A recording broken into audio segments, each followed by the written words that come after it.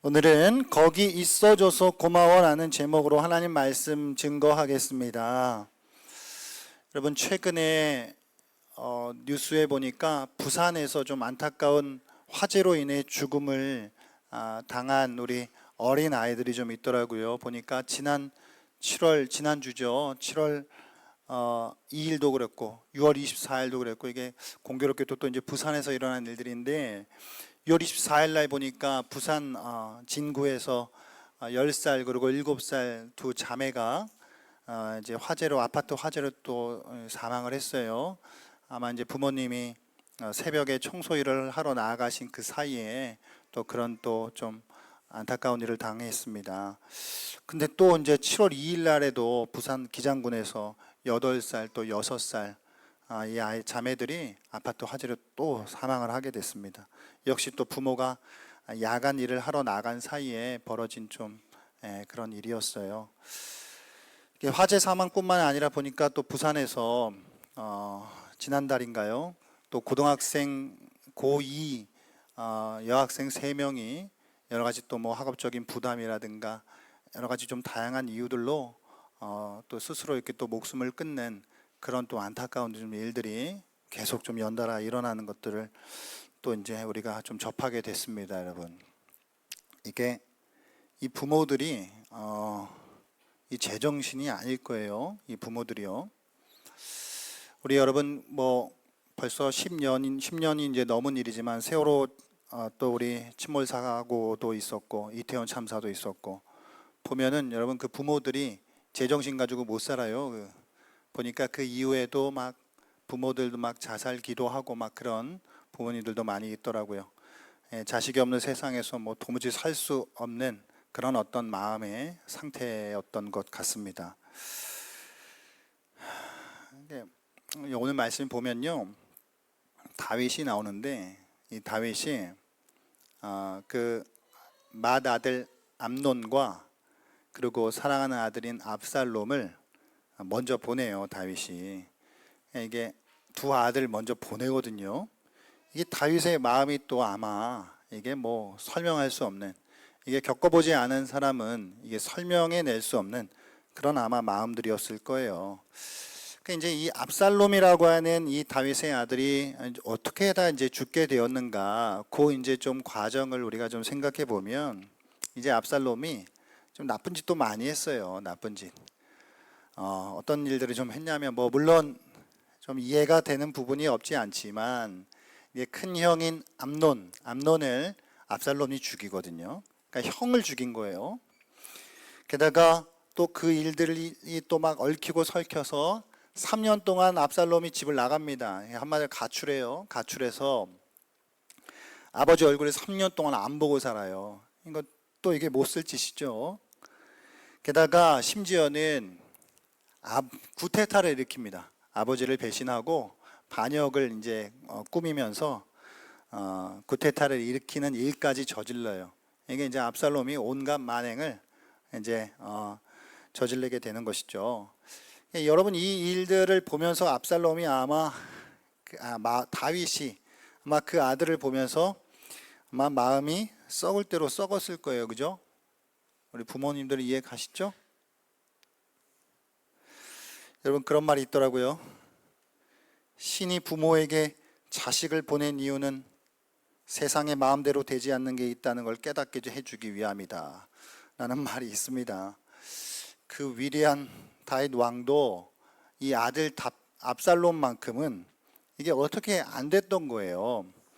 그래서 이런 참 안타까운 일들이 좀 계속 벌어지게 되는 그런 어떤 일들을 이제 보게 되는 것인데, 이제 압살롬이 아마 좀 이렇게 성경 맥락 속에 보게 되면 나름 좀 잘났던 것 같아요. 막 사람들 막 따르는 사람들도 좀 많고 보니까, 그래갖고 막 새를 규합한 거예요. 막 사람들을 막 모으기 시작한 거예요. 막 사람들 문제 해결해주고 사람들 막 마음을 사서 자기의 어떤 그 무리를 더 크게 키워갔던 것이죠. 그러다가 결국은 아버지 다윗에게 이제 반영을 했던 것이죠. 결국 이 일 때문에 다윗은 예루살렘에서 쫓겨가서 도망을 하게 돼요. 막 도망자 신세가 된 거죠. 이 다윗 왕이 여기저기 막 쫓겨다니면서 막 수치당하고 막 조롱당하고 그런 어떤 또 좀 안타까운 또 일들을 경험을 하게 되었던 것입니다. 다윗도 참 이게 산전수전 공중전 다 겪었던 그런 또 이제 사람인 것 같아요. 그러다가 이제 결국은 다윗의 군대와 압살롬의 군대가 이제 전쟁을 하게 되는 것이죠. 그 전쟁을 이제 벌이게 되면서 결국 이 전쟁에서 누가 이겼죠? 누가 이겼게요? 얘들아, 내 얘기 듣고 있니? 누가 이겼니? 찍어봐. 시험 끝났지? 다윗이 이겼어요. 다윗의 군대가 이겼어요. 그래서 이제 다윗이 그 전쟁에서 이제 이기는데, 근데 이제 문제는 다윗이 전쟁을 시작함에 앞서서 압살롬을 죽이지 말아라 신신당부를 했는데, 결국은 이게 다윗 인생에 이 요압이라고 하는 인물이 있는데 이게 참 골치 아픈 인물이에요. 없으면 아쉽고 또 있으면 골치 아픈 약간 특수한 인물인데, 그 요압이 결국은 또 이 다윗의 이 부탁을 또 무시한 채 그 아들 압살롬을 요압이 이제 죽여요. 이제 죽인 거예요. 그래서 이제 그 전쟁에서 압살롬이 한마디로 뭐 전사를 이제 당했다라고 그렇게 볼 수 있는 것이죠. 그럼 여러분, 이게 지금 다윗은 아들이 반역을 저질러 가지고 자기는 오히려 자기 성에서 궁전에서 쫓겨나가고 도망하는 신세가 되었어요. 그러면 다윗에게 있어서 지금 제일 원하는 게 뭐예요? 다시 어디로 가야 돼요? 자기의 왕궁으로 복귀하는 게 다윗에게는 제일 중요한 일이잖아요. 그러면 압살롬의 군대와 다윗의 군대가 전쟁을 치를 때 이겨야 돼요? 져야 돼요? 다윗 입장에서 이겨야 돼요. 그 승리의 소식은 기쁜 소식이에요. 맞죠?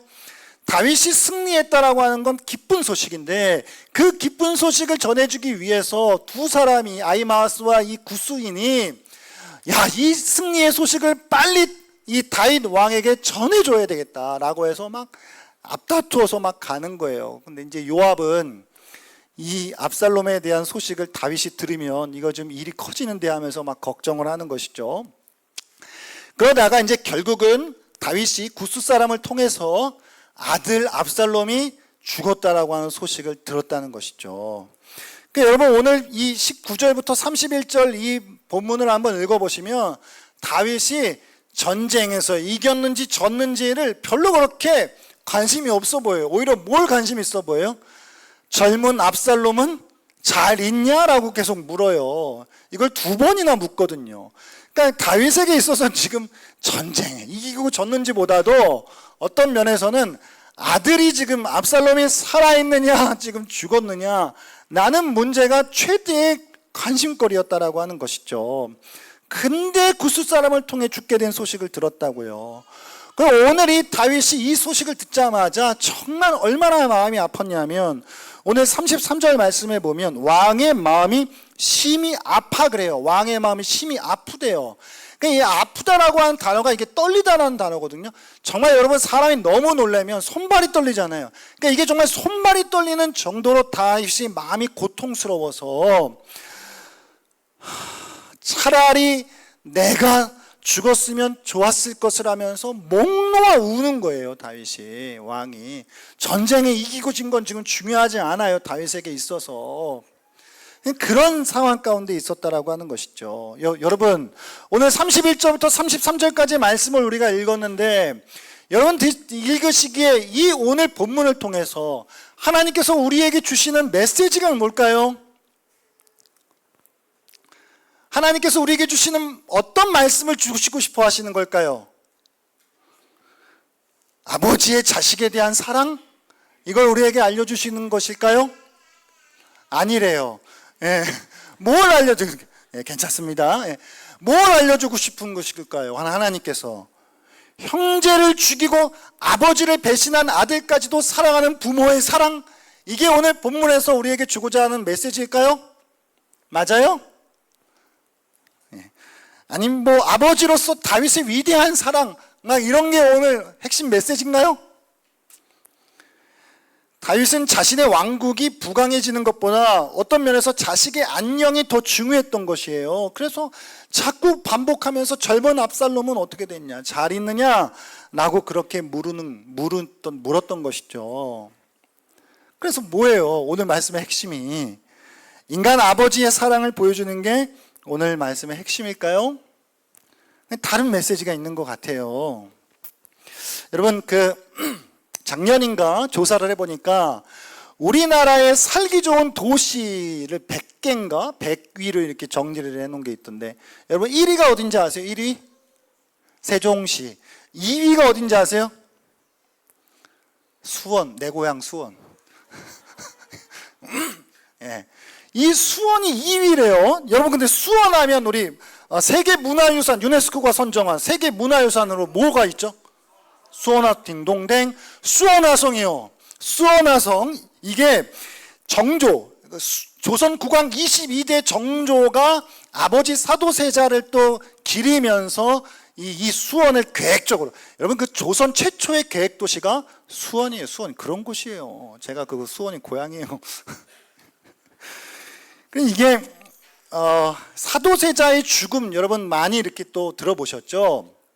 이제 사도세자가 이제 아버지가 이제 영조인데, 21대 국왕 영조인데, 이 영조의 시간이 지나면서 마음에서 이제 이 사도세자가 벗어나기 시작해요. 그러니까 이제 자꾸 자기도 벗어나니까 뭐 그런 어떤 이 사랑의 결핍 이런 것들이 계속 쌓이면서 이 사도세자가 정신적으로나 심리적으로나 아주 불안정한 상태에 빠지게 되고, 뿐만 아니라 막 폭력성을 막 궁실에 막 그 신하들 막 죽이고 막 이런 폭력적인 막 일들을 막 벌이고, 그다가 당시에 막 또 노론 소론 정치적인 갈등 상황이 막 장난이 아니다 보니까 이게 결국은 사도세자가 이 뒤주라고 하는 곳에 갇혀가지고 8일 만에 굶어서 죽어요. 그죠? 근데 이제 이 정조 10살 때 그렇게 죽는 거거든요, 아들이. 아버지 그 죽음 늘 아마 조선 최고의 효자가 정조가 아닌가. 그래서 이 정조가 아버지를 이제 기리면서 수원에다가 이제 융건능 있잖아요. 융능이 이제 사도세자의 능이고 건능이 이제 그 누구예요? 정조의 능이잖아요. 그 수원에 이제 있잖아요. 그런 이제 곳인데, 여러분 영조와 이제 사도, 오늘 뭐 역사 얘기하는 게 아니라 영조와 사도세자 무슨 관계예요? 무슨 관계? 부자 관계. 유식한 말 쓰는데 부자 관계예요. 이 부자 관계인데 아버지 영조는 이 아들 사도세자를 결국은 어떻게 해요? 죽음으로 내몰게 돼요. 그러니까 여러분, 우리가 인류의 역사를 이렇게 돌아보면 인간 아버지의 사랑이라고 하는 것이 언제나 자식에 대하여서 무조건적이지 않다라고 하는 걸 보게 돼요. 무제한적이지 않아요. 사람은 그렇지 않아요.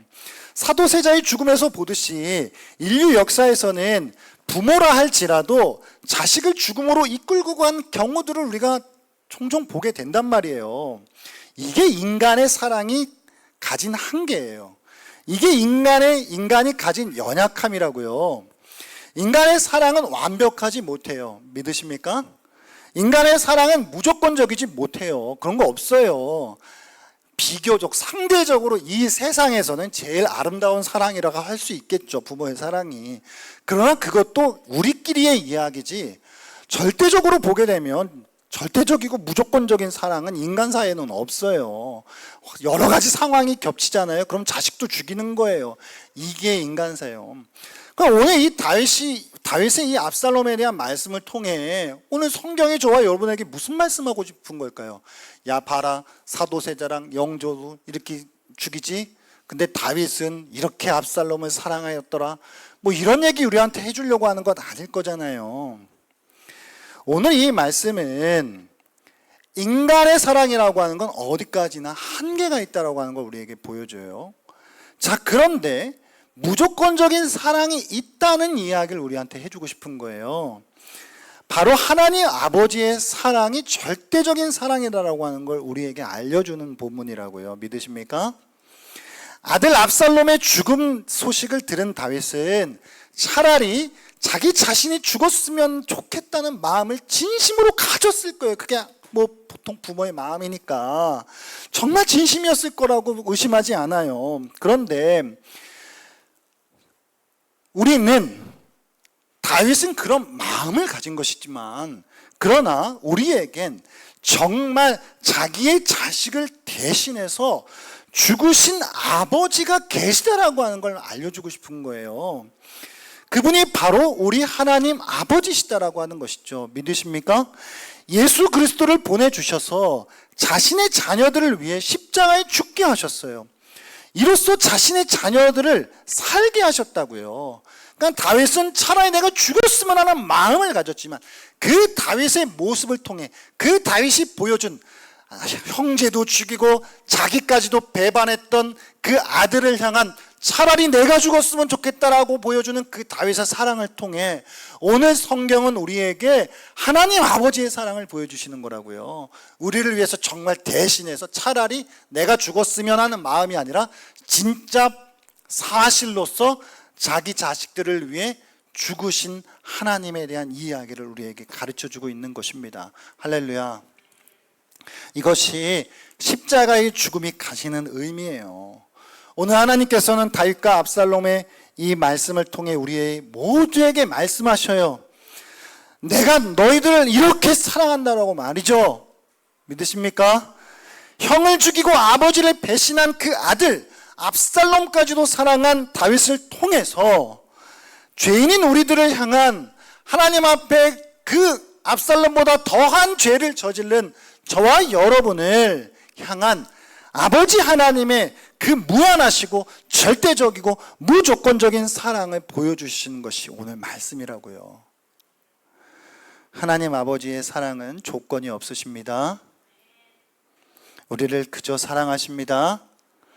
아버지 마음에, 하나님 마음에 쏙 드는 행동을 해서가 아니라, 여러분 공부를 잘하고 학교생활 잘해서가 아니라 아무것도 하지 않아도 우리를 있는 모습 그대로를 사랑하시는 거예요. 우리가 거기에 잘 있냐? 젊은 압살롬이 잘 있냐? 라고 묻는 이 질문은 하나님이 우리에게 묻는 질문인 거예요. 너 거기 잘 있니? 라고 묻는 거예요. 그게 하나님 아버지의 최대 관심사예요. 아멘. 우리가 살아있느냐, 거기에 잘 있느냐가 아버지 하나님의 최대 관심사라고요. 여러분 거기 잘 있어요? 제가 좋아하는 이야기가 있는데요.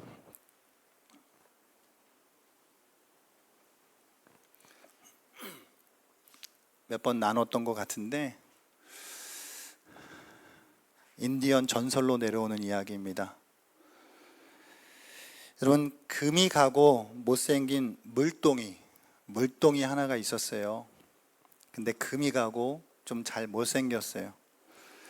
물동이 주인은 금이 가서 물이 새는 물동이를 다른 온전한 물동이와 함께 긴 장대에 달아서 물을 길어 날랐어요. 주인이 집까지 물을 길어 오면 금이 간 물동이에는 늘 물이 반밖에 남아있지 않았던 거예요. 그러니까 온전한 물동이는 자랑스러워했어요. 그리고 재구실을 못한 깨진 물동이는 부끄러워했던 것이죠. 오랜 세월 주인은 그렇게 깨진 물동이를 다른 온전한 물동이와 함께 소중하게 사용했다는 거예요. 마침내 금이 간 물동이가 주인에게 묻습니다. 주인님, 저는 제 자신이 너무나 부끄럽습니다.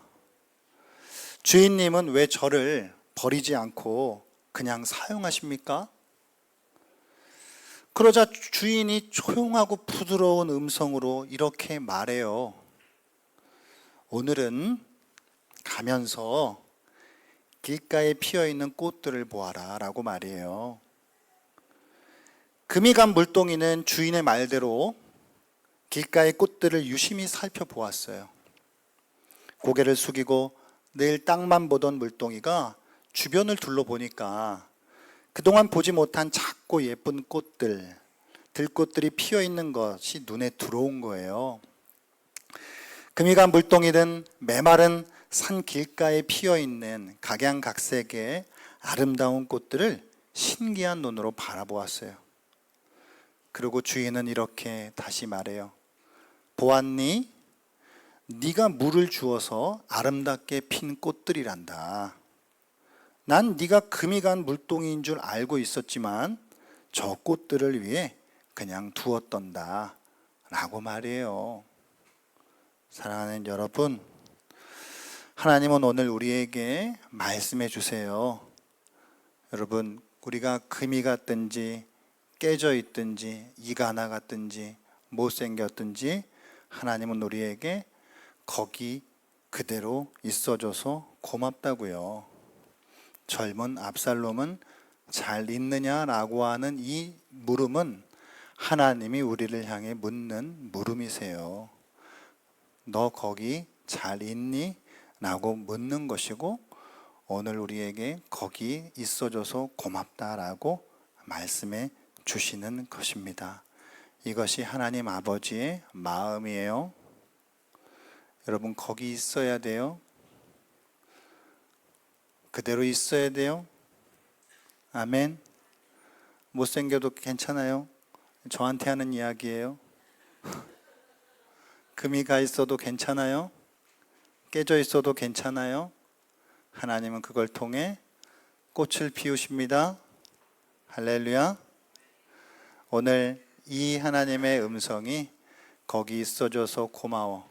이 형 죽이고 3년 동안 가출해서 얼굴도 코빼기도 안 보이고 심지어 사람 모아가지고 자기를 배반한 압살롬을 끝까지 사랑했던 다윗의 사랑, 차라리 내가 죽었다면 좋았을 것이더라고 손발이 떨며 통곡을 했던 이 다윗의 모습은 우리에게 우리를 향한 하나님의 사랑을 보여주시는 것입니다. 우리도 압살롬보다 더해요. 압살롬보다 더한 죄인인 우리들을 거기 있어줘서 고맙다라고 말씀하시는 하나님의 음성을 우리의 마음에 새기고 거기 가만히 있어서 주 안에서 살아가는 우리 모두가 되길 바랍니다.